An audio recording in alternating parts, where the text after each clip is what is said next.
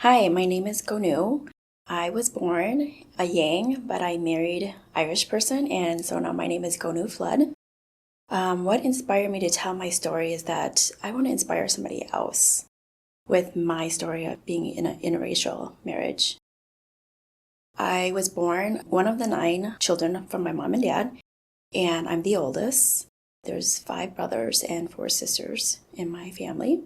So my story is about interracial marriage, and I did not think when I was young that I would marry outside of the race. I actually didn't know if that was even a possibility for me, but many years later, after dating other people, among people, I was finding myself kind of falling in love with this person that I'm with right now, but also like, no, am I crazy? This is not going to work because it's difficult, like being in different cultures. There's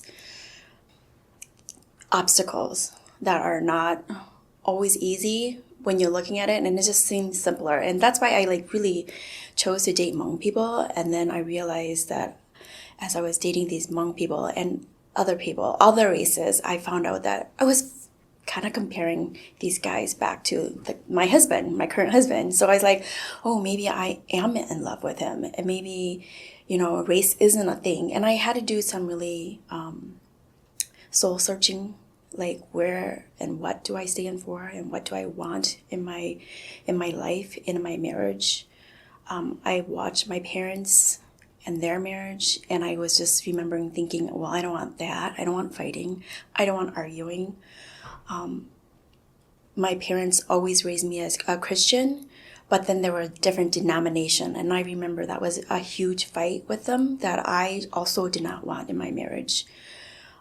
So actually, I remember being raised a Methodist, and my husband is a Catholic. So I was just like, whoa, okay, if I am serious about marrying him, I really have to think about this.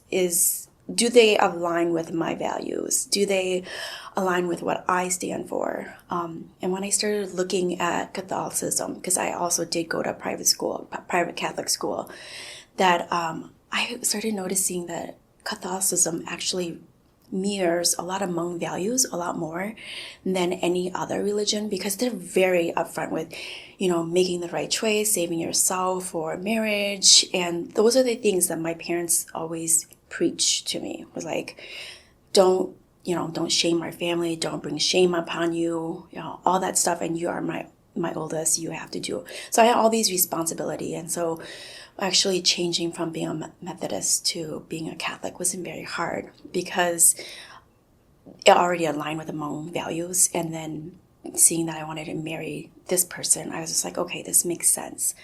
But what was hard was when I decided to tell my dad that I was falling in love with this person. My dad was not happy.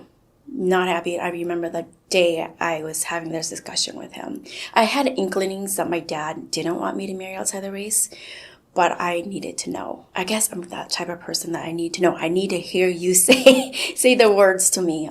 So I kept pushing my dad, and he just kept saying, I just don't want you to marry outside the race. I don't like that for you. And I said, but why? Why don't you like that for me? Why?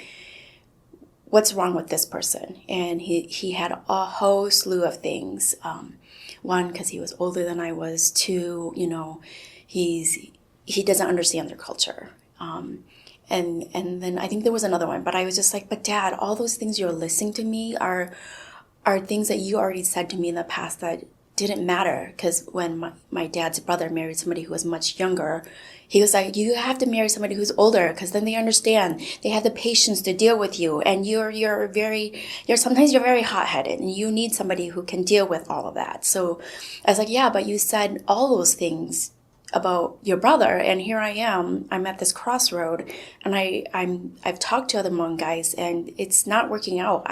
They have this plan for me, and I don't want that kind of life. And at the time I was in college, and I was going to school for accounting, and I was dating this Hmong person, and their family was running a store, and we were just talking. I think I don't know what he had said to his parents, but when I ran into them, they were like, "Oh, Uncle Nu, I'm so excited that you're going to be my daughter-in-law because you are doing accounting and you could come and run the store and do all the books for us." And I just saw my life flash in front of me, and I was just like, I am not sure that's what I want from my life. I don't want to be that kind of yang. I don't want to be that kind of, daughter-in-law that's supposed to do the things. And then I started talking to the Hmong guy, and he said, "Oh yeah, and because you're doing accounting, you could take care of our checking and all of our finances, and you'll know it all, and I don't have a problem with you doing that." And I remember thinking, well, I don't want that either. Like, I want to be a partnership. I want to have equal say. I don't want to take care of everything. I also saw that in my parents' marriage, that I was just like, I don't want that, and the more we talked, on paper, an email, at that time we were emailing, and an email, I understood one thing, and then when I actually talked to him, it was a whole other thing, and I was like, this is not what I want. This is not what I want in my life. I went through a transition where in college, I thought, maybe I need a break from college, because I was also going to college for my parents, because they kept saying, do the next thing, do the right thing, do the next step. And I was taking on these loans, and I was thinking, what is wrong with this picture? I'm going in debt, and I don't know how I'm going to pay all this off. And then I took a break, and my break was an internship, a paid internship, which was very good for me because it made me reset myself. And in that time, I really had to evaluate my relationship with this Hmong person. And then at that time, I wasn't even dating my husband at that time. He was just there in the background. And I really took that time and I evaluated myself. I was like, well, okay, I definitely need to finish college because I don't want to keep working these kind of jobs. And at that time I was working for Walt Disney World. And I was just like, I don't want this life. I need to get my degree, and I am going to college for myself. And then I pivot from going to accounting to finance.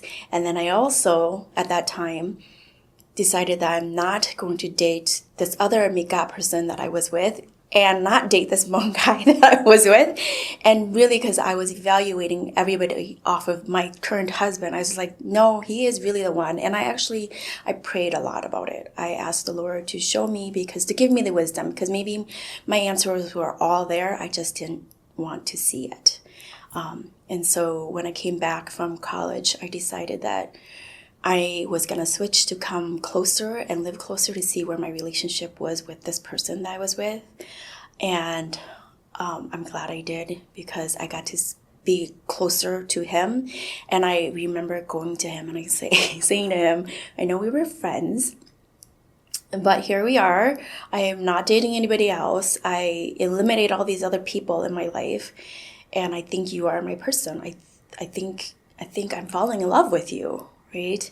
And he said to me, okay, well, I don't think we should put labels on us. I think we should just explore this and see where things are at. And I asked him, are you seeing somebody else? And he didn't know how to answer me. But now, when we talk about it, being married and talking about it then, he also didn't know how to answer that question, because he also was evaluating, like, was this the right place? Because there was such a huge age difference. There was all these other obstacles that we were just like, can this be the right place? Could this be the right time? And so because he didn't know what to say, he just left it at that. And I was like, okay, because I also wasn't sure. I was like, okay, I guess this is where we're at in life. And then I remember having that conversation with him, and then having that talk with my dad. And my dad just said, no, Kaonou, I don't want him, because it would be too difficult for me to talk to him. I don't understand their culture. I don't understand too many things. And I was very sad. And I said, well, Dad, you know what? It sounds like all those issues are your issues. They're not my issues. And I'm the one who has to live with him. So whether you like it or not, I'm going to marry him, if this is the path that we are supposed to take. And I'm going to continue this relationship. And my dad was very upset, because he knew I was talking to that Hmong person. And he said, well, fine, marry him then. Because he was also not okay with that.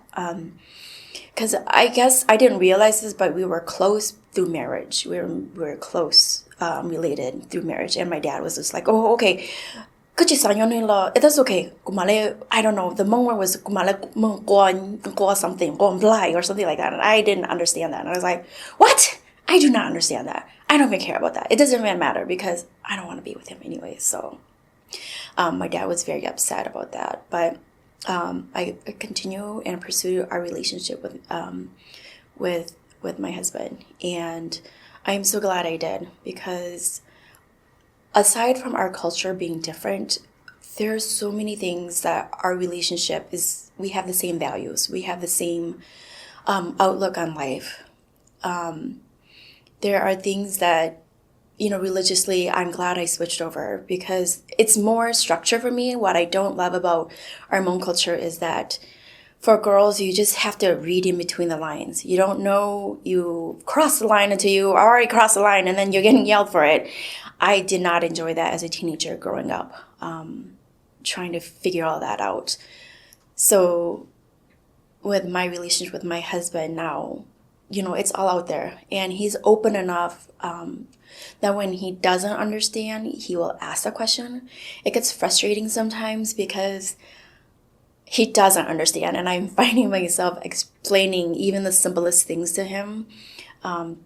That is hard. So my inspiration to tell you the story is that, go into any relationship with an open mind, with the right reason, doing it for really thinking through the thoughts. And don't let somebody stop you because you are a girl and you're not supposed to think about those things. Because what's really served me well is that I've really thought those things. And I thought through the consequences as best as I could. And like I tell my kids now, when you're stuck in that hole where you don't know what the right thing is, just do the next right thing in that next moment that you have to make a decision. And in that, we have 4 living children. I had 2 miscarriages before we had my first child. And then we had 2 sons. And then I was 35 weeks and we lost our daughter at 35 weeks. And that was probably the hardest thing our marriage had to sustain, because, nobody goes into a pregnancy thinking that's going to end this way. And I learned so much in that because I realized, so with let me back up that my first 2 miscarriages, I had a really hard time with it. I struggled with why? What happened? Why is my body failing? Did I do something wrong? Did I not really? Maybe I didn't listen to my dad. Maybe this is the curse, right? Because Hmong people talk a lot about curse while not listening. Because my dad also, because I kept having miscarriages, made a comment about if I didn't apologize and pay the dowry like I was supposed to, then I would never have any kids. And then I remember thinking, I didn't do anything wrong. My husband and I didn't do anything wrong. We lived the right life. I did the right thing. And so I looked at my mom, because she was the one who delivered it to me. And I said to my mom, well, you could tell Dad, he's not God and I haven't done anything wrong. So when God is ready to give me a child, he'll give me a child. He'll bless me and my husband. And I think my husband would have done the dowry, but I didn't feel like I needed to be sold. And that's how it felt like to me and how I understood the dowry was. I now later understand that it's more than that. But at the same token, like I said to my father about the dowry, on the American culture side, it's the father that pays the bill, right, of the wedding. And we're not asking that. I'm just asking you to show up and be my father and give me away. That's what I'm asking. So my dad did do that. But yeah, his comments about my miscarriages did not help, especially, in the thick of it when we were going through it. But we did have 2 sons. Then we lost our daughter at 35 weeks. And that was hard. That was really hard. My dad didn't know what to say. He showed up. All my siblings showed up. Nobody at that point. I did marry later on in life, but at that point, my brothers and sisters have never experienced that. So that was very challenging for all of us to go through. But I'm glad that I had my husband, because he understood things differently, because he wasn't in the Hmong culture, so he was so supportive. I remember after we lost her, we came home, and on the 3rd day, my milk came in. And I didn't know how to express it. It was not coming out. I was sitting in the shower and I was doing everything possible to express this milk. And then I remember I was like, I think I'm going to call my mom. I think I need my mom's help. And he's like, okay, call your mom, whatever you think is best. And I'm not so sure if I married this other person, he would have said that, right? But anyways, my husband says this. My mom gives us her advice, and her advice was, oh, just have Val go and buy a cabbage and warm it up in the microwave, or if you don't want to do the cabbage, go buy lemons, warm it up in the microwave, slice it, and then put it on your breast to help the milk release because it's just stuck, right? And I was like, what? And so anyways, my husband does this. He runs to the store, he gets all the lemon, and then we're looking at each other, and I'm like, wait, I don't know. My mom just says slice it, but I don't know. Like, do you slice it the long way, the circle way, which way? And so here we were, at this point, I'm looking at him. He's looking at me. He's like, okay, so he is he is a carpenter by trade. But he was an engineer. So this is up his alley. So he's just like, okay, I think we should slice it. And I think your mom is saying this. And so I was like, okay, so how do we put it on? Like, how my mom said to wrap it in saran wraps. Like, do we wrap the lemons in the saran wrap, or do we wrap it around me and put it? And so he's just like, I think we're overthinking this. So anyways, so he's like, we're just going to put it on, and then I'm going to wrap you around, with the saran wrap. So in the midst of this, I'm trying to relieve my pain, and I'm holding the lemons. And then I say to him, honey, I'm losing my lemons because they're falling out. And we just started laughing, and up to that point, we hadn't laughed. We hadn't, because we were just crying. Because, when you lose a child that way, you have to make all these decisions. And what my husband and I try to live by is to not make decisions at emotional time. And we were both very, very emotional. And there was so many questions that I think the nurses and the doctors needed to know because time was of the essence, but we were not allotted those times. And I remember reading through some of those pamphlets and thinking, I have to make that decision right now because her body's decaying, right? And I have to do something. And I don't know what that something is. And we were in a very dark, dark place. So I remember thinking, okay, if we cremate her, it's cheaper, right, financially. If we bury her, it's a little more. But then we didn't have a plot, so we were like, what do we do? Like, we did not plan ahead. We don't even have plots for ourselves because who thinks of those things?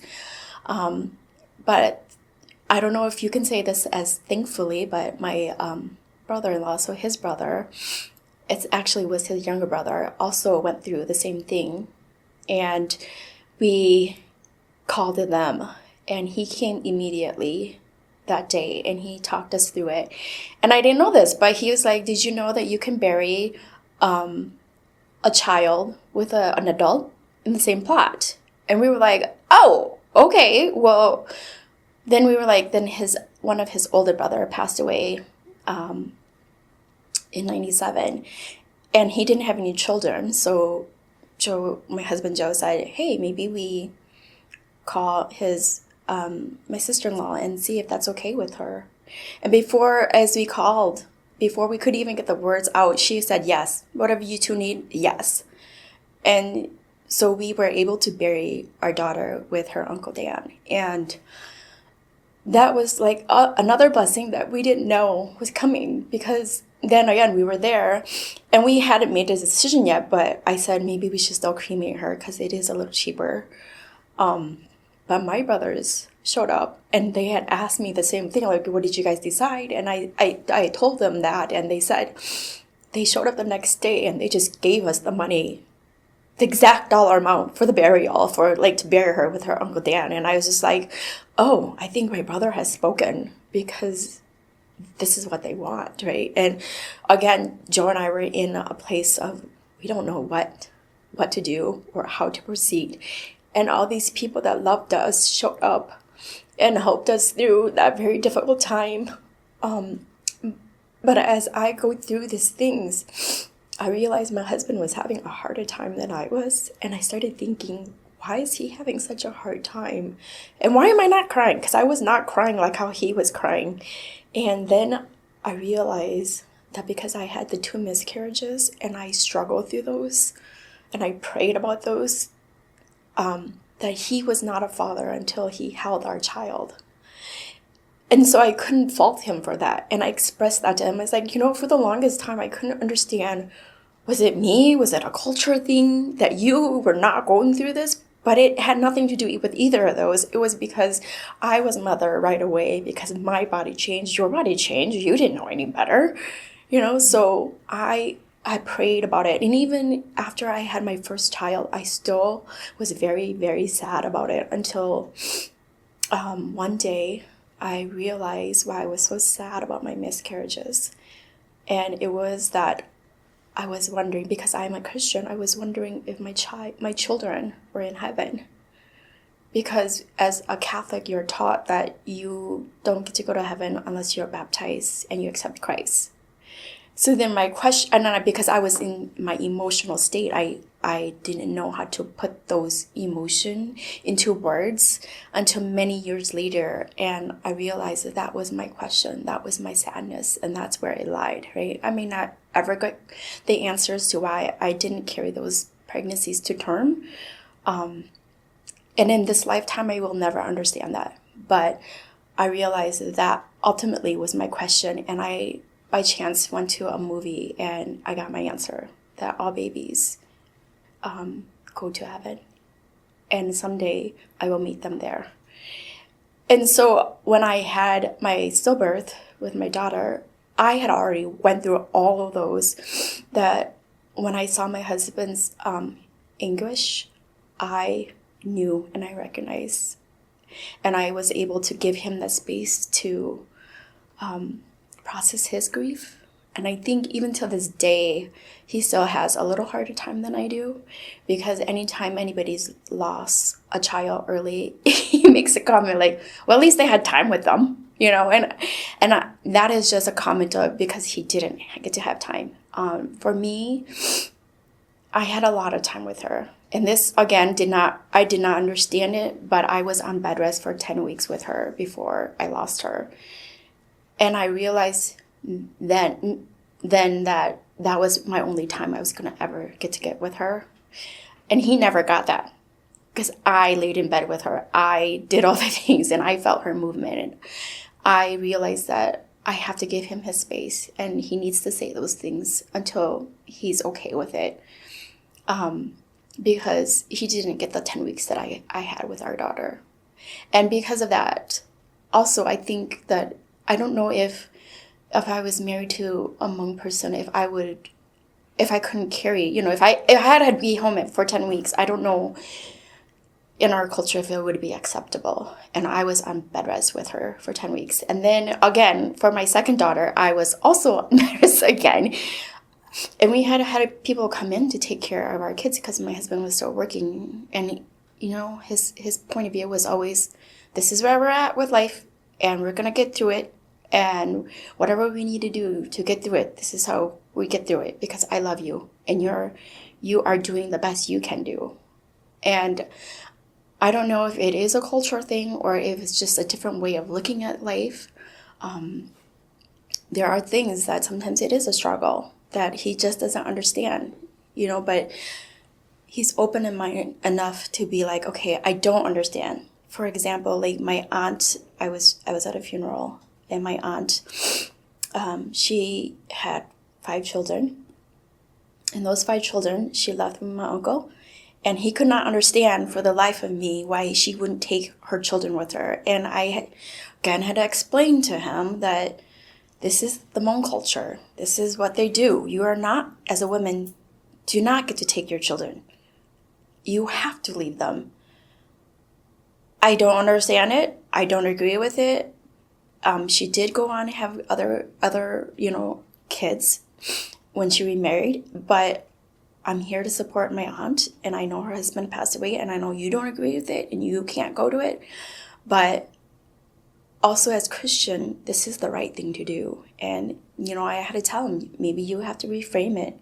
Maybe you have to go from my cousins to show them what a true Christian is. I know you don't agree with that, but this is the right thing to do. And I think after, I felt like for like an hour and a half, but I think it was more like 45 minutes of trying to explain our culture to him, trying to explain why, yes, you're right, it isn't fair, but you have to understand as a female, the stigma that we have to carry and we have to play within. And she is just playing within her thing. And some people are not as strong, right? Some people cannot be like me and say, well, I don't care, that's your problem, right? And I'm hoping that maybe in sharing my story, I would inspire somebody to say, hey, I'm doing the right thing because it's the right thing. And it's the right thing for me. What's right for me may not be right for you, but I'm doing it because it's right. And sometimes at the end of the day, doing the right thing is hard.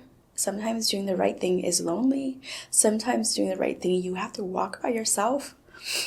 But you hope that hopefully someday you help somebody else and you help somebody see that there's a bigger picture.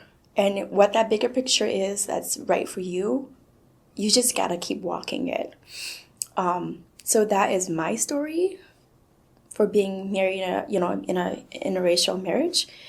Some days are hard, but most of all, I think my kids and my marriage is well-rounded. We do everything and we respectfully try to think of each other. There has been many things. Sometimes he doesn't see the problem. He's just like, I don't even know. I don't see the problem. I don't see the issue. And those days are hard. But I think because we both have this, we're not trying to make emotional decision. That helps because those decisions that are hard, sometimes we both can take the step back and be like, okay, let's revisit this. Let's table this for now and move on. And I think now because we've been married for so long, my dad's finally come around. My dad's, of course, it's the typical Hmong dad. And he said, oh, cô yên bùa ta vào lúc có mà cho họ có lưu ta bé từ cho bảo. I was just like, thank you. But I think that was his best compliment he could have given me because he doesn't know how to compliment me. He doesn't know how to just say, okay, you did a great job. Like, I was wrong, right? Hmong guys just don't do that. Again, they will probably never take their own inventory and say, oh, okay, my daughter, treat you as you're an adult.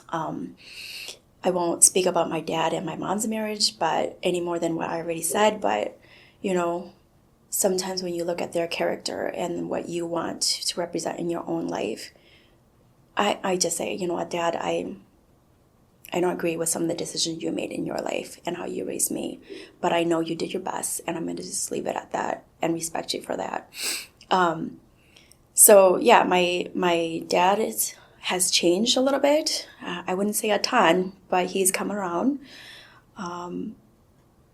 Will he be to where I would wish he would be? I don't think so, because, as you get older, you just start to get stuck in your ways. I hope that in my marriage and living my life, just trying to do right by my kids, right by everybody else, right by myself, with my husband, that we are an inspiration to other people.